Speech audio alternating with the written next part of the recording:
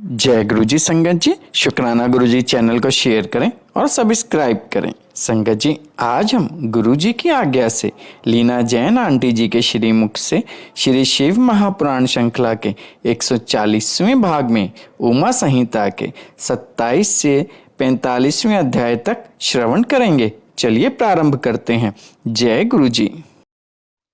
जय गुरु जी। संगत जी, गुरु जी महाराज की असीम कृपा और आशीर्वाद से आज हम श्री शिव महापुराण की उमा संहिता के 27वें अध्याय की वाचना प्रारंभ करने जा रहे हैं। ओम नमः शिवाय। शिव जी सदा सहाय। ओम नमः शिवाय। गुरु जी सदा सहाय। काल या मृत्यु को जीत कर अमरत्व प्राप्त करने की 4 यौगिक साधनाएं। प्राणायाम, भ्रू मध्य में अग्नि का ध्यान, मुख से वायुपान तथा मुड़ी हुई जीवा द्वारा गले की घंटी का स्पर्श। पार्वती बोली, प्रभो, यदि आप प्रसन्न हैं तो योगी योगाकाश जनित वायुपथ को जिस प्रकार प्राप्त होता है वह सब मुझे बताइए। भगवान शिव ने कहा, सुंदरी, पहले मैंने योगियों के हित की कामना से सब कुछ बताया है, जिसके अनुसार योगियों ने काल पर विजय प्राप्त की थी। योगी जिस प्रकार वायु का स्वरूप धारण करता है उसके विषय में भी कहा गया है। इसलिए योग शक्ति के द्वारा मृत्यु दिवस को जानकर प्राणायाम में तत्पर हो जाए। ऐसा करने पर आधे मास में ही वे आए हुए काल को जीत लेता है। हृदय में स्थित हुई प्राणवायु सदा अग्नि को उद्दीप्त करने वाली है। उसे अग्नि का सहायक बताया गया है। यह वायु बाहर और भीतर सर्वत्र व्याप्त और महान है। ज्ञान, विज्ञान और उत्साह सबकी प्रवृत्ति वायु से ही होती है। जिसने यहाँ वायु को जीत लिया उसने इस संपूर्ण जगत पर विजय पा ली। साधक को चाहिए कि वे जरा और मृत्यु को जीतने की इच्छा में सदा धारणा में स्थित रहे, क्योंकि योग परायण योगी को भली भांति धारणा और ध्यान में तत्पर रहना चाहिए। जैसे लुहार मुख से धौंकनी को फूंक फूंक कर उस वायु के द्वारा अपने सब कार्य को सिद्ध करता है, उसी प्रकार योगी को प्राणायाम का अभ्यास करना चाहिए। प्राणायाम के समय जिनका ध्यान किया जाता है वह आराध्य देव परमेश्वर सहस्त्रों मस्तक, नेत्र, पैर और हाथों से युक्त है तथा समस्त ग्रंथियों को आवृत करके उनसे भी 10 अंगुल आगे स्थित है। आदि में व्याहति और अंत में शिरोमंत्र सहित गायत्री का 3 बार जप करे और प्राणवायु को रोके रहे। प्राणों के इस आयाम का नाम प्राणायाम है। चंद्रमा और सूर्य आदि ग्रह जा जाकर लौट आते हैं, परंतु प्राणायाम पूर्वक ध्यान परायण योगी जाने पर आज तक नहीं लौटे हैं, अर्थात मुक्त हो गए हैं। देवी, जो द्विज 100 वर्षों तक तपस्या करके कुशों के अग्रभाग से एक बूंद जल पीता है, वह जिस फल को पाता है वही ब्राह्मणों को एकमात्र धारणा एवं अथवा प्राणायाम के द्वारा मिल जाता है। जो द्विज सवेरे उठकर एक प्राणायाम करता है वे अपने संपूर्ण पाप को शीघ्र ही नष्ट कर देता है और ब्रह्मलोक को जाता है। जो आलस्य रहित हो सदा एकांत में प्राणायाम करता है वे जरा और मृत्यु को जीतकर वायु के समान गतिशील हो आकाश में विचरता है। वह सिद्धों के स्वरूप, कांति, मेधा, पराक्रम और शौर्य को प्राप्त कर लेता है। उसकी गति वायु के समान हो जाती है तथा उसे सप्रहणीय सौख्य एवं परम सुख की प्राप्ति होती है। देवेश्वरी, योगी जिस प्रकार वायु से सिद्धि प्राप्त करता है वह सब विधान मैंने बता दिया। अब तेज से जिस तरह वह सिद्धि लाभ करता है उसे भी बता रहा हूँ।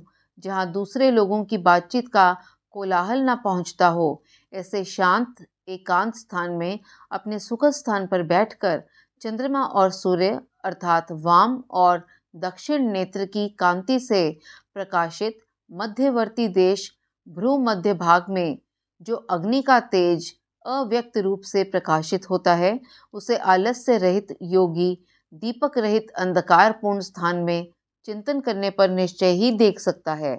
इसमें संशय नहीं है। योगी हाथ की उंगलियों से यत्न पूर्वक दोनों नेत्रों को कुछ कुछ दबाए रखे और उनके तारों को देखता हुआ एकाग्रचित्त से आधे मुहूर्त तक उन्हीं का चिंतन करे। तदंतर अंधकार में भी ध्यान करने पर वे उस ईश्वरीय ज्योति को देख सकता है। वह ज्योति सफ़ेद, लाल, पीली, काली तथा इंद्रधनुष के समान रंग वाली होती है। बाहों के बीच में ललाटवर्ती बाल्य सूर्य के समान तेज वाले उन अग्निदेव का साक्षात्कार करके योगी इच्छानुसार रूप धारण करने वाला हो जाता है तथा मनोवांछित शरीर धारण करके क्रीड़ा करता है। वह योगी कारण तत्व को शांत करके उसमें आविष्ट होना, दूसरे के शरीर में प्रवेश करना, अणिमा आदि गुणों को पा लेना, मन से ही सब कुछ देखना, दूर की बातों को सुनना और जानना, अदृश्य हो जाना, बहुत से रूप धारण कर लेना तथा आकाश में विचरना इत्यादि सिद्धियों को निरंतर अभ्यास के प्रभाव से प्राप्त कर लेता है। जो अंधकार से परे और सूर्य के समान तेजस्वी है, उसी इस महान ज्योतिर्मय पुरुष अर्थात परमात्मा को मैं जानता हूँ। उन्हीं को जानकर मनुष्य काल या मृत्यु को लांघ जाता है। मोक्ष के लिए इसके सिवा दूसरा कोई मार्ग नहीं है। देवी, इस प्रकार मैंने तुमसे तेजस्व तत्व के चिंतन की उत्तम विधि का वर्णन किया है, जिससे योगी काल पर विजय पाकर अमरत्व को प्राप्त कर लेता है। देवी, अब पुनः दूसरा श्रेष्ठ उपाय बताता हूँ, जिससे मनुष्य की मृत्यु नहीं होती। देवी, ध्यान करने वाले योगियों की चौथी गति अर्थात साधना बताई जाती है। योगी अपने चित्त को वश में करके यथा योग्य स्थान में सुखद आसन पर बैठे। वह शरीर को ऊंचा करके अंजलि बांधकर चोंच की सी आकृति वाले मुख के द्वारा धीरे धीरे वायु का पान करे। ऐसा करने से क्षण भर में तालू के भीतर स्थित जीवनदायी जल की बूंदें टपकने लगती हैं। उन बूंदों को वायु के द्वारा लेकर सूंघे। वह शीतल जल अमृत स्वरूप है। जो योगी उसे प्रतिदिन पीता है, वे कभी मृत्यु के अधीन नहीं होता। उसे भूख प्यास नहीं लगती। उसका शरीर दिव्य और तेज महान हो जाता है। वह बल में हाथी और वेग में घोड़े की समानता करता है। उसकी दृष्टि गरुड़ के समान तेज हो जाती है और उसे दूर की भी बातें सुनाई देने लगती हैं। उसके केश काले काले और घुंघराले हो जाते हैं तथा अंग कांति गंधर्व और विद्याधरों की समानता करती है। वह मनुष्य देवताओं के वश से 100 वर्षों तक जीवित रहता है तथा अपनी उत्तम बुद्धि के द्वारा बृहस्पति के तुल्य हो जाता है। उसमें इच्छानुसार विचरने की शक्ति आ जाती है और वह सदा ही सुखी रहकर आकाश में विचरण की शक्ति प्राप्त कर लेता है। वरानने, अब मृत्यु पर विजय पाने की पुनः दूसरी विधि बता रहा हूँ, जिससे देवताओं ने भी प्रयत्न पूर्वक छिपा रखा है। तुम उसे सुनो। योगी पुरुष अपनी जीवा को मोड़कर तुला में लगाने का प्रयत्न करते हैं। कुछ काल तक ऐसा करने से वह क्रमशः लंबी होकर गले की घाटी तक पहुंच जाती है। तदंतर जब जीवा से गले की घाटी सटती है, तब शीतल सुधा का स्राव करती है। उस सुधा को जो योगी सदा पीता है, वह अमरत्व को प्राप्त होता है। संगत जी, इसके साथ ही 27वां अध्याय संपन्न हुआ। अब हम गुरु जी महाराज की कृपा और आशीर्वाद से 28वें से 45वें अध्याय तक की वांछना प्रारंभ करते हैं। ओम नमः शिवाय, शिवजी सदा सहाय। ओम नमः शिवाय, गुरुजी सदा सहाय। भगवती उमा के कालिका अवतार की कथा, समाधि और सुरथ के समक्ष मेधाका देवी की कृपा से मधु कैटभ के वध का प्रसंग सुनाना। इसके अनंतर छाया पुरुष, सर्ग, कश्यप वंश, मनवंतर, मनुवंश, सत्यव्रतादि वंश, पृत्तकल्प तथा व्यासोत्पत्ति आदि का वर्णन सुनने के पश्चात मुनियों ने सूत जी से कहा, ब्रह्मवेताओं में श्रेष्ठ सूत जी, हमने आपके मुख से भगवान शिव की अनेक इतिहासों से युक्त रमणीय कथा सुनी, जो उनके नाना अवतारों से संबंध रखती है तथा मनुष्यों को भोग और मोक्ष प्रदान करने वाली है। अब हम आपसे जग जननी भगवती उमा का मनोहर चरित्र सुनना चाहते हैं, पर ब्रह्म परमात्मा महेश्वर की जो आद्य सनातनी शक्ति हैं, वे उमा नाम से विख्यात हैं। वे ही त्रिलोकी को उत्पन्न करने वाली पराशक्ति हैं। महामते, दक्ष कन्या सती और हिमवान की पुत्री पार्वती, ये उमा के 2 अवतार हमने सुने। सूत जी, अब उनके दूसरे अवतारों का वर्णन कीजिए। लक्ष्मी जननी जगदम्बा उमा के गुणों को सुनने से कौन बुद्धिमान पुरुष विरत हो सकता है? ज्ञानी पुरुष भी कभी उनके कथा श्रवण के शुभ अवसरों को नहीं छोड़ते।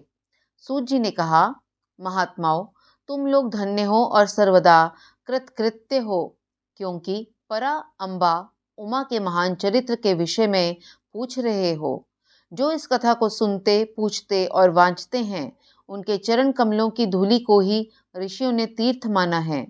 जिनका चित्त परम संवित स्वरूपा श्री उमा देवी के चिंतन में लीन है, वे पुरुष धन्य हैं, कृतकृत्य हैं। उनकी माता और कुल भी धन्य हैं। जो समस्त कारणों की भी कारण रूपा देवेश्वरी उमा की स्तुति नहीं करते, वे माया के गुणों से मोहित तथा भाग्यहीन हैं, इसमें संशय नहीं है। जो करुणा रस की सिंधु स्वरूपा महादेवी का भजन नहीं करते, वे संसार रूपी घोर अंधकूप में पड़ते हैं। जो देवी उमा को छोड़कर दूसरे देवी देवताओं की शरण लेता है, वे मानो गंगा जी को छोड़कर प्यास बुझाने के लिए मरुस्थल के जलाशय के पास जाता है। जिनके स्मरण मात्र से धर्म आदि चारों पुरुषार्थों की अनायास प्राप्ति होती है, उन देवी उमा की आराधना कौन श्रेष्ठ पुरुष छोड़ सकता है? पूर्व काल में महामना सुरथ ने महर्षि मेधा से यही बात पूछी थी। उस समय मेधा ने जो उत्तर दिया, मैं वही बता रहा हूँ, तुम लोग सुनो।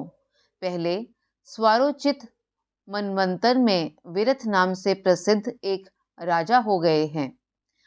उनके पुत्र सुरथ हुए, जो महान बल और पराक्रम से संपन्न थे। वे दान निपुण, सत्यवादी, स्वधर्म कुशल, विद्वान, देवी भक्त, दया सागर तथा प्रजाजनों का भली भांति पालन करने वाले थे।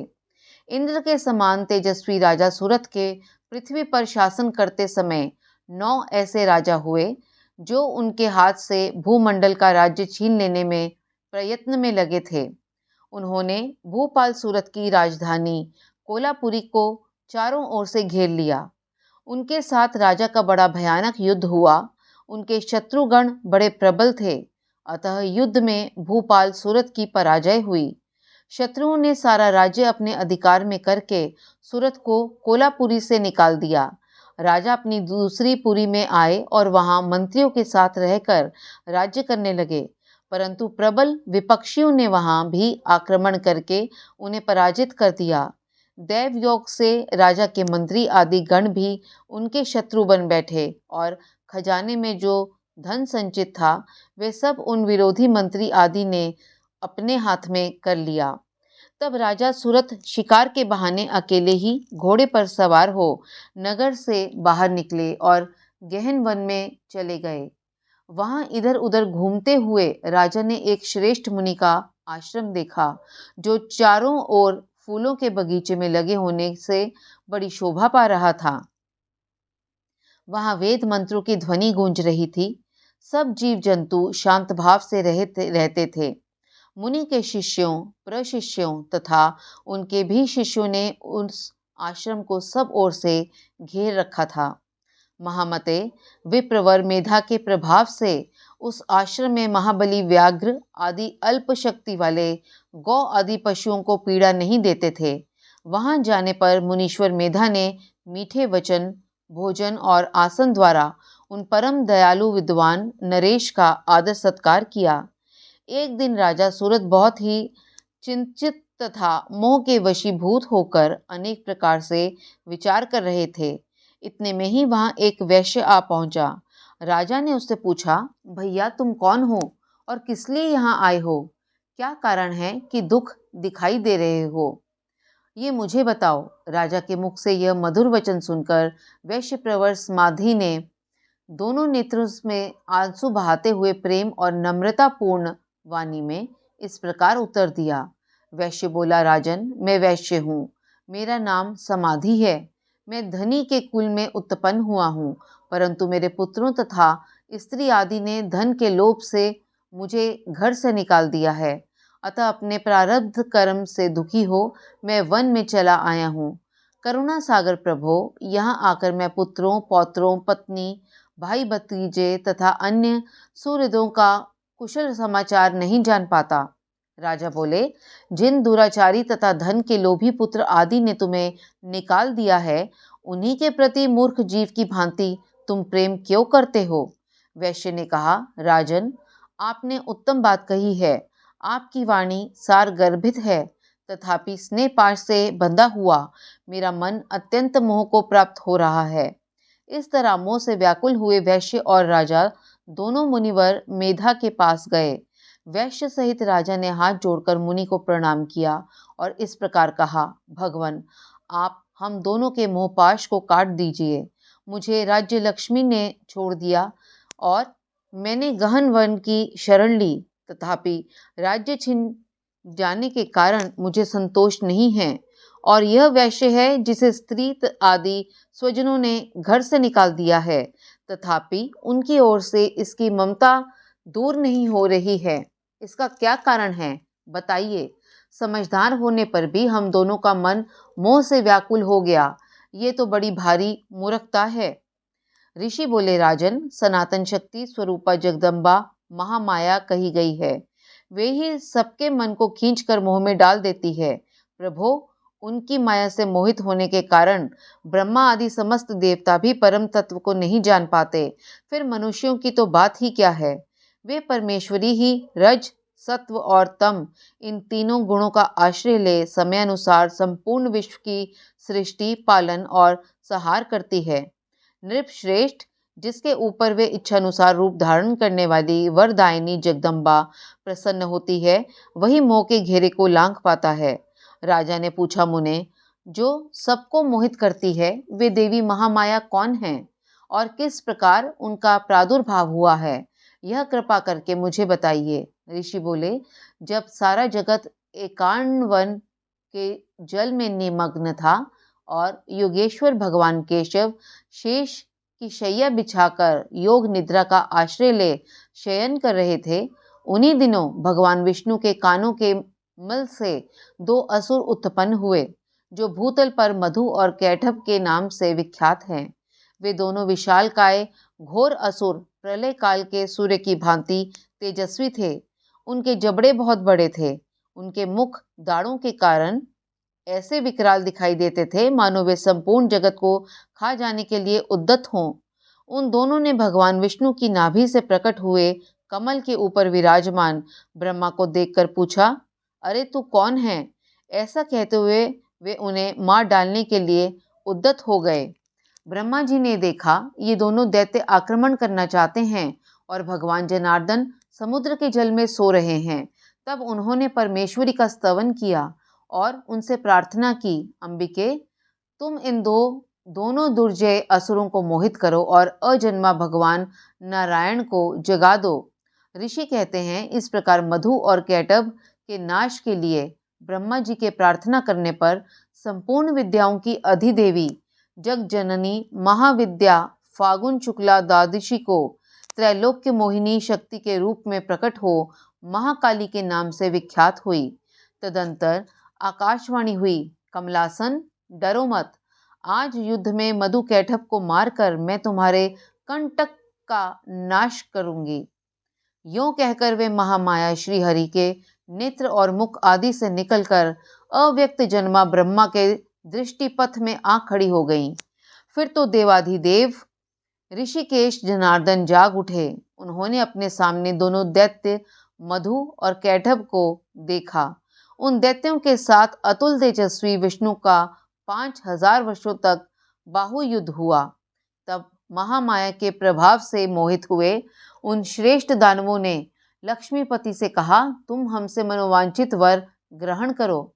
नारायण बोले, यदि तुम लोग प्रसन्न हो तो मेरे हाथ से मारे जाओ। यही मेरा वर है, इसे दो। मैं तुम दोनों से दूसरा वर नहीं मांगता। ऋषि कहते हैं, उन असुरों ने देखा सारी पृथ्वी एकांत के जल में डूबी हुई है। तब वे केशव से बोले, हम दोनों को ऐसी जगह मारो जहाँ जल से भीगी हुई धरती न हो।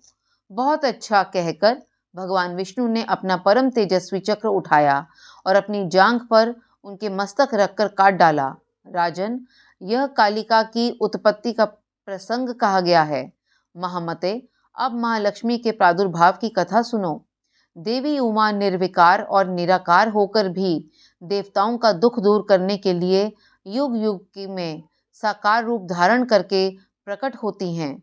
उनका शरीर ग्रहण उनकी इच्छा का वैभव कहा गया है। वे लीला से इसलिए प्रकट होती हैं कि भक्तजन उनके गुणों का गान करते रहें। संगत जी, इसके साथ ही श्री शिव महापुराण की उमा संहिता का 28वें से 45वां अध्याय संपन्न हुआ। वाचना में हुई मेरे द्वारा त्रुटियों के लिए मैं गुरुजी महाराज और आप सभी संगत जी से हाथ जोड़कर क्षमा प्रार्थी हूँ। जय गुरुजी, शुक्राना गुरुजी।